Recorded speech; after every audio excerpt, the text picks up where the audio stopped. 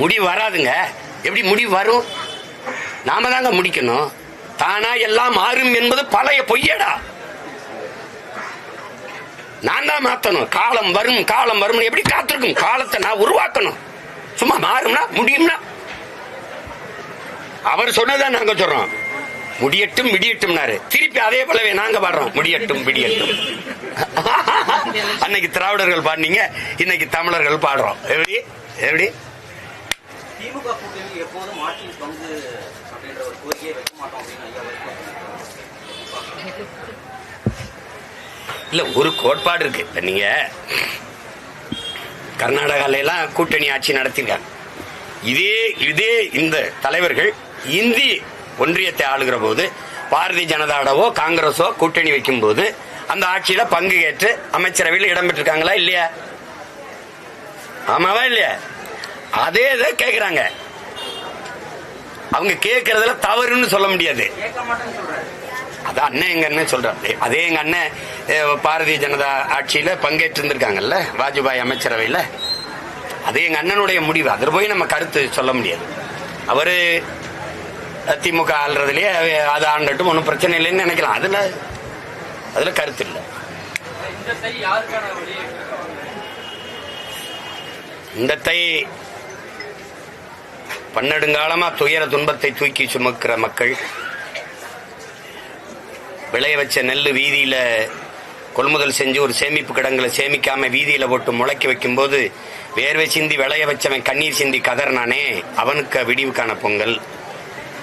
மீனவன் எனக்கு இன்னைக்கு வரைக்கும் என் வாழ்வாதாரத்தை பாதுகாக்க ஒரு வழி இல்லையே, கடல்ல கடல்ல இருக்க தண்ணி உப்பு கரிக்கிறது என் மீனவனுடைய கண்ணீர் தானாங்கிறது காரணமா இருக்கிற மாதிரி என் படகை பறிக்கிறான், அரசுடைமையாக்குறான், ஏலம் விடுறான், அடிக்கிறான், சித்திரம் செய்யறான், சிறைப்படுக்கிறான், தடுக்க நாதி இல்லையா அப்படின்னு தவிக்கிற மீனவனுக்கான விடிவுக்கான பொங்கல். இன்னைக்கு படிச்சுட்டு பல லட்சக்கணக்கான தமிழ்நாடு தேர்வாணையத்தில் எழுதிட்டு வேலைக்காக காத்திருக்க 70 லட்சம் பேர் இருக்கான், அவனுக்கான விடிவுக்கான பொங்கல். இந்த பகுதி நேர ஆசிரியர் வீதியில் போராடுறான், அவனுக்கு 14 ஆசிரியர் எழுதிட்டு தகுதி தேர்வு பெற்று பணி நியமனத்தை காத்திருக்கான், அவனுக்கு உழவர் குடிக்கு மீனவர் குடிக்கு எல்லாருக்கும். இப்ப எல்லாருக்கும் இன்னைக்கு செவிலியர் நின்று போராடலாம், அவனுக்கு எல்லாருக்குமான ஒரு விடியலா இந்த தை இருக்குங்கிறது என்னோட அசைக்க முடியாத நம்பிக்கை. வேற வேற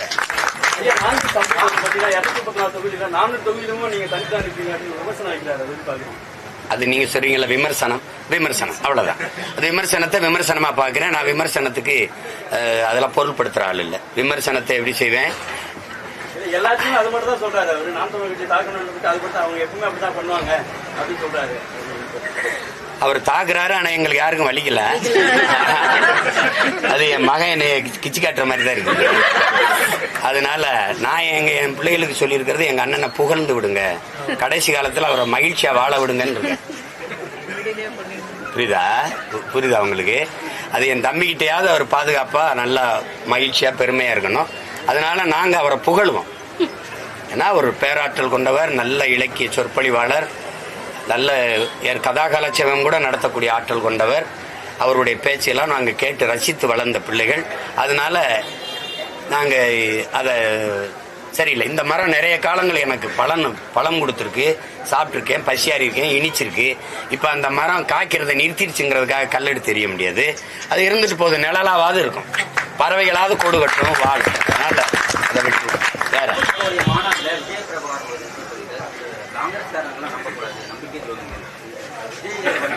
அவங்க வந்து கூட்டணிக்காக வந்து ஆதரிக்கல ஜனநாயகன் படத்துக்கு. அவங்க வந்து திமுகவுடைய கூட்டணி பேரம் பேசுவதற்காகவும் வீட்டுகள் அதிகரிக்கவும் அவங்க வந்து பயன்படுத்திட்டு. என் தம்பி ரொம்ப பின்னாடி சொல்றாப்புல விஜய் பிரபாகர். காங்கிரஸ் வந்து நம்பக்கூடாது துரோகிகள் இல்லை, அவன் எங்கள் இனத்தின் வரலாற்று பகைவன். கண்ணு முன்னாடி ஒரு தேசிய இனத்தின் விடுதலை கனவை நசிக்க நாசமாக்கின வரலாற்று பகைவர்கள். எவனாவது மறுக்க முடியுமா கேளுங்க? என் இனத்தை போர் நடத்தி கொன்னது காங்கிரஸ், அது ஆட்சின்னு நான் சொல்றத. ஏன்னா ரத்த சாட்சியா வாழ்ற மகன் நான். இல்லைங்களா? என் தம்பி பாலச்சந்திரன் வரைக்கும் கொன்னவங்க அவங்க. அதனால கொலை வெறியில இருக்கேன்.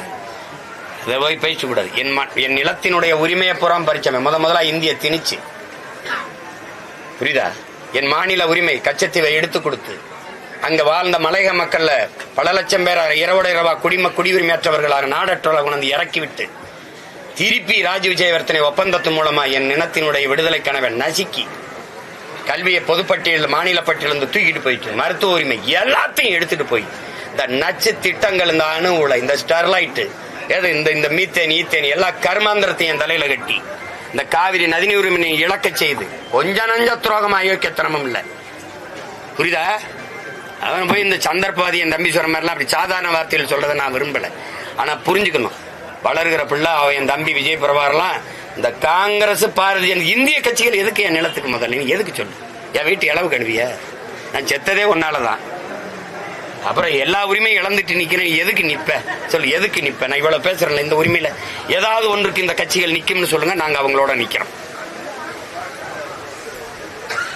திருப்பரங்குன்ற வழிபாட்டுக்கு வருவேன். இந்த மலை மேல இருக்கிற இந்த தூண்ல விளக்கேத்தணுங்கிறத உரிமை கொண்டாடுவேன். பக்கத்துல இருக்க மலையை வெட்டி எடுத்துட்டு போவான் குவாரின்னு நீ கேட்க வர மாட்டேன். குண்டு இருக்கிற இடமெல்லாம் குமரன் இருக்கும்னு என்னுடைய இது பாடுதே. அப்ப அந்த குன்றுல என் குமரன் இருந்தானா இல்லையா?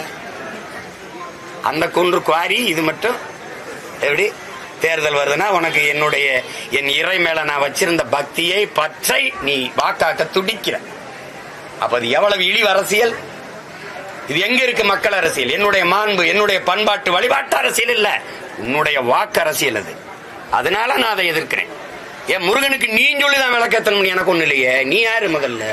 நீ எங்க இருந்து வந்த? இத்தனை ஆண்டுகளா எங்க போய் இருந்த? நீ முருகன் மாநாடு நடத்தும் போது கூட நீ விளக்கத்த வரல. ஏன் வரல? அப்ப ஏன் விளக்கத்தல? நீ ஏன் வரல?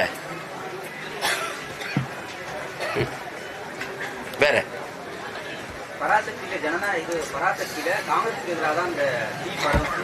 இப்போ தீ பரவுறத திமுக கொண்டாடிட்டு இருக்காங்க. யாருக்கு எதிராக கொண்டாடுறாங்க? எந்த தீ பரவுது? பராசக்தியில தாயே பராசக்தி. நாங்க என் தம்பி எல்லாம் சேர்ந்து கல் உண்ணும் போது பனையை தொட்டு பராசக்தியின் பால் தான் குடிப்போம். அதனால அந்த பராசக்தியா ஞாபகம் இருக்கு.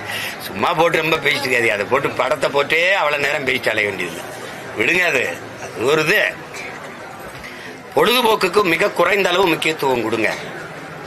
சீன பிரதமர் இங்க வரும்போது 2 மாசம் தொடர்ச்சியா கிரிக்கெட் எப்படா உங்களால விளையாட முடியுது? எல்லா வேலையும் விட்டுட்டு 11 பேர் விளையாடிட்டு இருக்கா, பல லட்சம் பேர் கூடி பாட்டே இருக்கீங்களா? நாங்க விளையாட்டுக்கு பொழுதுபோக்கில் அது முன்னுரிமை கொடுப்போம். ஒரு குறைந்த அளவு அதையே போட்டு விளையாடிட்டே இருக்கிறது, அதையே பேசிக்கிறது. என்ன கொடுமை இது! ஐயோ, வேற ஏதாவது சொல்லுங்க. அவ்வளவுதானே. எல்லாருக்கும் இனிய பொங்கல் நல் வாழ்த்துக்கள். வணக்கம்.